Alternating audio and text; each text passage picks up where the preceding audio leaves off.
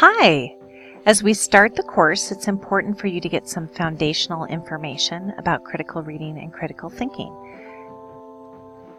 This PowerPoint will give you some assistance with some of the key terms, definitions, and examples.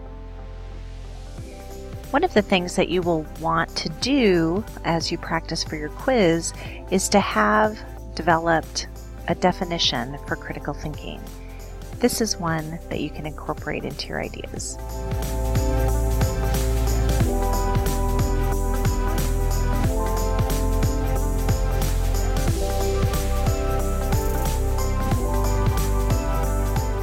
I like this quote, "Don't believe everything you hear, everything you read, or everything you think." The example of social media comes to mind here because we often see things floating around now that social media is so ever present everywhere in our lives. And we know that everything that we read there is probably not accurate. But what we don't always think about is that some of our ideas that we have in our head might be things that we don't necessarily want to believe either.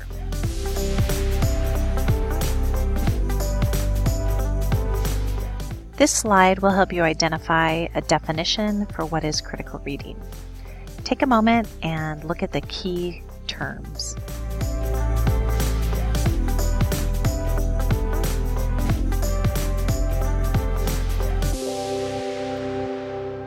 We grow up knowing that we want to ask questions about things that we don't know.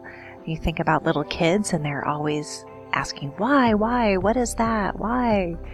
But what we don't always think about is that we want to ask questions about things that we know, but maybe they don't make sense. Maybe they don't fit in with new things that we've been learning.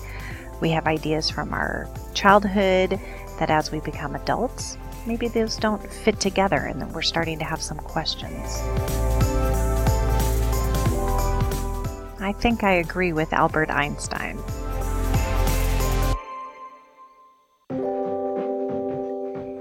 As we develop as critical thinkers and readers, we need to know what our starting point is. So what I'm going to ask you to do is take a moment when you review this PowerPoint and click on the self-assessment that's here in the middle of the slide. Once you open that up, you'll see some questions. I want you to rate yourself from a score of 1 being low to a score of high, 5 being high. And we will revisit this at the end of the semester and see about the growth that we've made.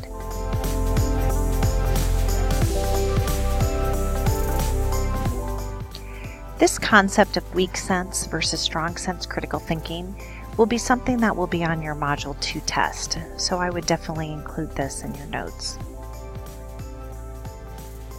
The idea of weak sense critical thinking is that we know enough to use evidence and to have reasons to support our conclusion, but we focus those reasons and we select evidence that we can use to defend things that we currently believe.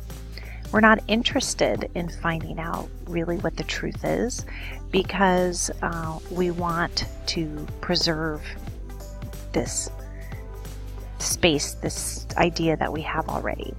So this is contrasted with strong sense, and this is really the goal for all of us as we move through the course and as we move through our lives, that we want to use our critical thinking to evaluate all kinds of claims, particularly things that we already believe, things that we already think.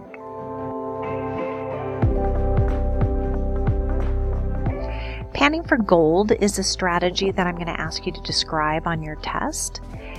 And if you can think about an image of an old miner standing in a creek and they're scooping up rocks and dirt and a little bit of river water in their pan, and they shake that, they sift it, and the dirt floats away and small rocks might float out of the top of the pan, and what settles down to the bottom is everything that's heavy, and that hopefully, is a rock that contains some gold that the miner can sell.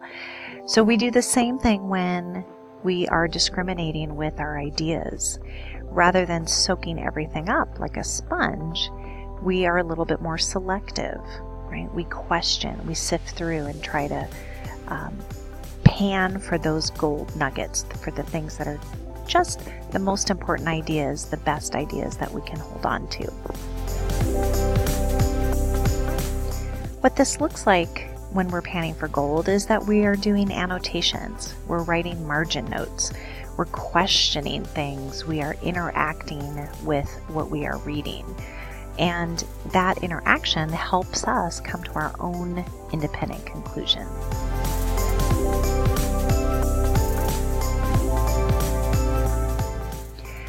One of the other important foundational ideas for this course is that 3 basic things make up all arguments.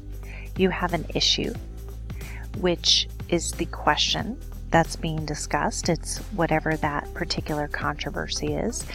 And to remind ourselves that we want to keep this as open-ended, it always is written in the form of a question. How we choose to support that is that we select reasons that are going to be the premise to lead someone towards the claim that we're making, which we refer to as the conclusion. So issue, reasons, and conclusion are the 3 foundations of an argument. Take a moment and look at the slide and see examples of questions that indicate issues that people are considering.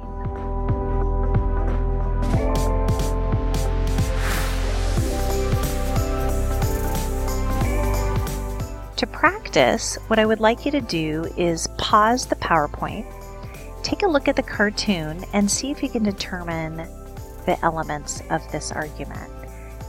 What does it seem that this cartoonist is concluding based on how they have depicted this situation? What question does that seem to be answering? What is the issue that's being debated here? And are there any clues in the cartoon that tell you the cartoonist's reasons that would support their claim? Generally, people support conclusions with a variety of different types of reasons. It might be evidence. They might just give their opinion. Sometimes they use an analogy to compare the situation to something else familiar. And we can see here in the slide that there are a series of transitional words that indicate that an author is presenting their reasons. Similarly, we see some trigger words that let us know when the person has given us their intended message and their conclusion. Conclusions are often stated at the beginning or the end of a piece of writing. Now it's time to practice. So as you review this PowerPoint on your own, I want you to click on these 2 letters to the editor. Both are covering the topic of medical marijuana, but they have some different conclusions and therefore different reasons to support this claim. So for each of these, you'll want to create an issue question, determine what the author's conclusion or answer to that question is, and give at least 3 reasons that you identified in the article. You'll be uploading that into your assignment in Canvas. Take a moment and look at the bold print words on this slide.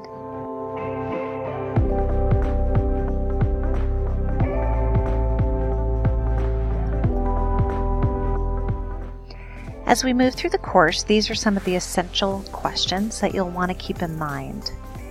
Every time we read an article, every time we're in conversation with someone, we want to be able to think about and find answers to these essential questions. Take a minute and review these on the slide.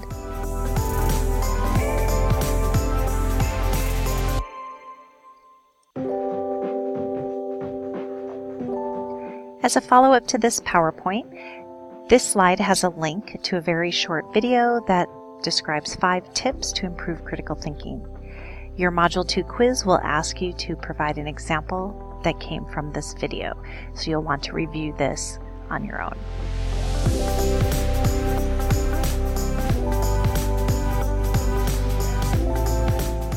On this slide, I have one of my favorite quotes: "Doubt is the beginning, not the end, of the path toward wisdom."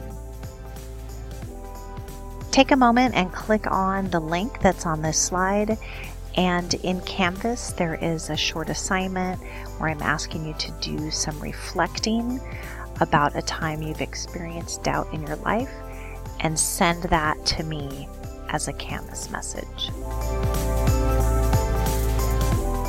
Please take some time on your own to go back through this PowerPoint.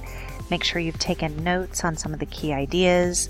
Several of the concepts from this PowerPoint will be on your Module 2 quiz, and there are a couple of assignments that require you to click on links and respond to things that are in the PowerPoint. So take your time and do that.